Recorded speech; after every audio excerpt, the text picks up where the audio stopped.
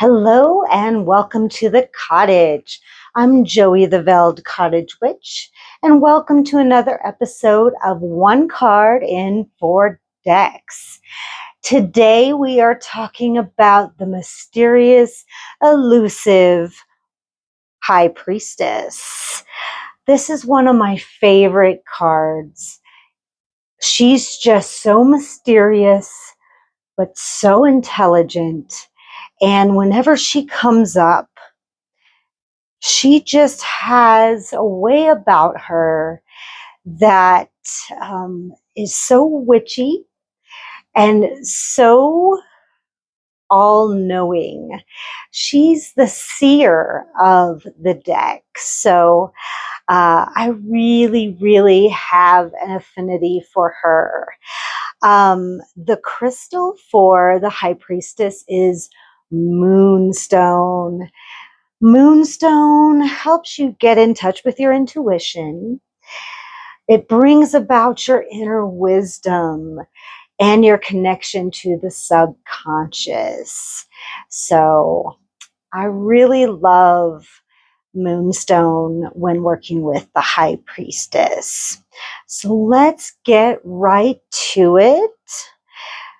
So there's a lot of symbolism that I could talk forever about this card, but mainly we want to talk about these two pillars. These two pillars, they're kind of like yin and yang, okay? So we've got the black with the white and the white with the black. So this is the conscious and subconscious. So she's kind of in the middle there. We've got the B and the J, which stands for Boaz and Jachin in the Temple of Solomon. So this is all biblical babble, kind of. So the B and the J meaning Boaz and Jachin, these are the pillars that basically stand for severity and mercy. So this is kind of one extreme to the other extreme. And basically she's right in the middle. So that's all you really need to know, that she is right in the middle. So she's kind of that middle ground. There's a beautiful veil behind her of pomegranates and palms, which stand for male and female. There's a whole myth behind this that if you look up, it's all about Persephone and Hades and the underworld, and she may be Hecate, the guardian of the underworld. So please look that myth up. I can't possibly go into it all in this video. She's holding a scroll called the Torah, which is the book of infinite wisdom, or the 5 books of the Hebrew Bible.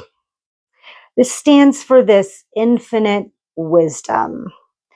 At her feet, she has the moon, and her dress kind of flows like water. And this stands for the subconscious, and this is the river that flows through the entire tarot deck. So that's pretty important. You know, that is a very important detail that we need to keep in mind. You know, it all starts with her. So she stands for the subconscious mind, intuition, and that inner knowing when she comes up. So there's a lot more I could go into, but basically, because she's the 2 in numerology, she stands for that duality and that polarity. You can also see this triple moon here standing for the phases of the moon, waning, full, and waxing. So There's a lot of lunar energy because her planet is the moon. So there's a lot of lunar energy in this card. So just think intuition, think inner knowing, think inner knowledge, all of that lunar energy, duality, polarity. And she also represents the law of rhythm, that ripple theory. You can see that flowing in her gown even. So that's the High Priestess. That's what we're comparing other cards to today. So I hope that made sense. I tried to make it simple, but it's really not. But in a nutshell, that's the High Priestess. So let's take a look at other decks. So let's look at the Uncommon Tarot. I absolutely love this interpretation. So we have our moon here. We have a moth representing transformation and change. Think rhythm, right? Think lunar changes. You know, it's always changing. It's never the same. I love this ray of light that's coming through my window. It's kind of cool. Sorry about that if that's distracting. You know, we have her veiled just like she is here. And we have all these beautiful lunar symbols here. We've got a moon here as well. You know, we've got this beautiful temple setting. And, you know, she's sat here. She's got her head upturned, you know, in invitation to receive that wisdom. You know, she's open and ready to receive that inner wisdom. I love this blue kind of almost smoke coming through.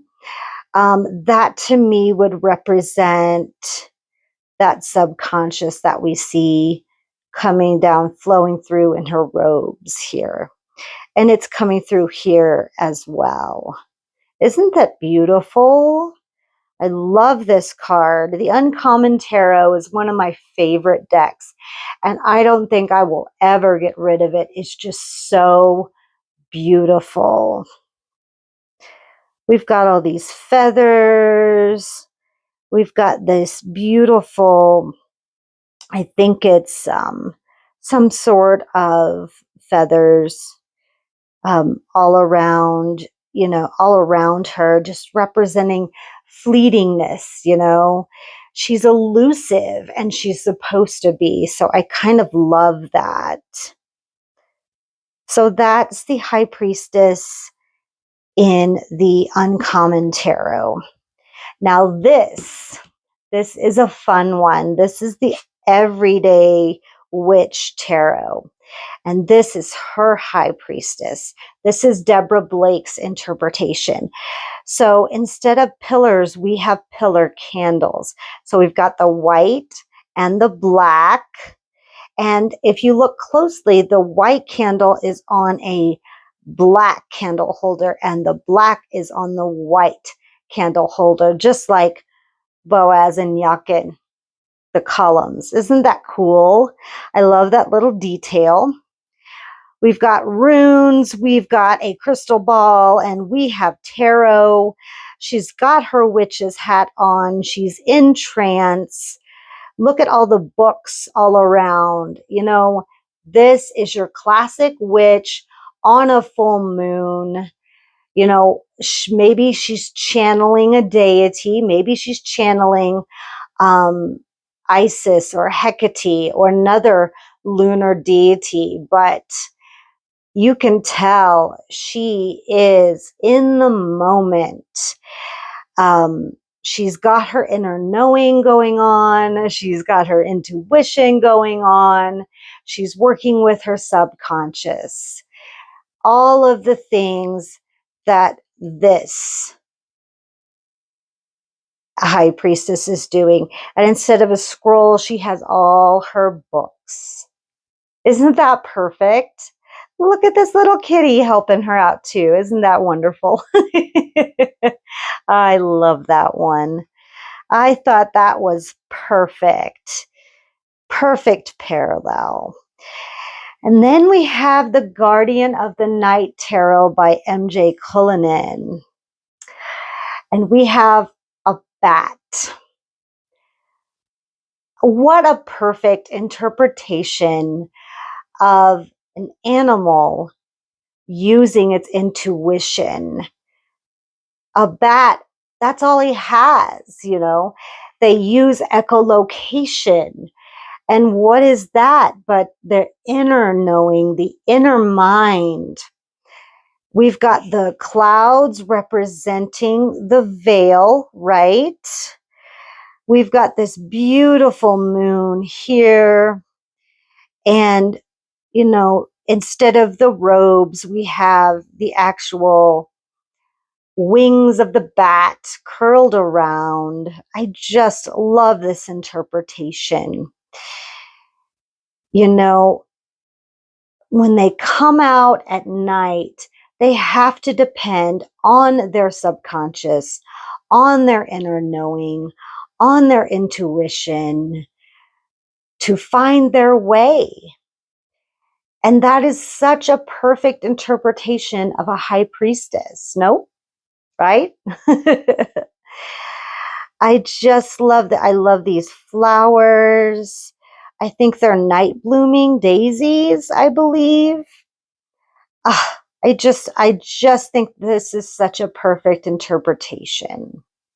So we have the High Priestess in the Rider-Waite Smith deck, in the Uncommon Tarot, in the Everyday Witch Tarot, and in the Guardian of the Night Tarot. So tell me how you guys interpret the High Priestess in your decks. Please leave that down in the comments. I would love to hear how you interpret it. The High Priestess is such a powerful card. I would love to know how you guys interpret her. Please visit my website. You can book a service, you can book a workshop, a class, you can shop my online store. Please make sure that you put that code word, all caps veiled, into that checkout so that you can get free shipping. That is only available through YouTube. So don't miss out on that. If you'd like to financially support this channel, you can do that by buying me a coffee. You can hit this code, scan this VR code, or you can follow the instructions down in the description box. You can also just hit that like, subscribe, and hit that bell for notifications. We head to the Empress next, so you don't want to miss that. Other than that, live your best life and live for yourself. I'll see you guys on the next one. Bye.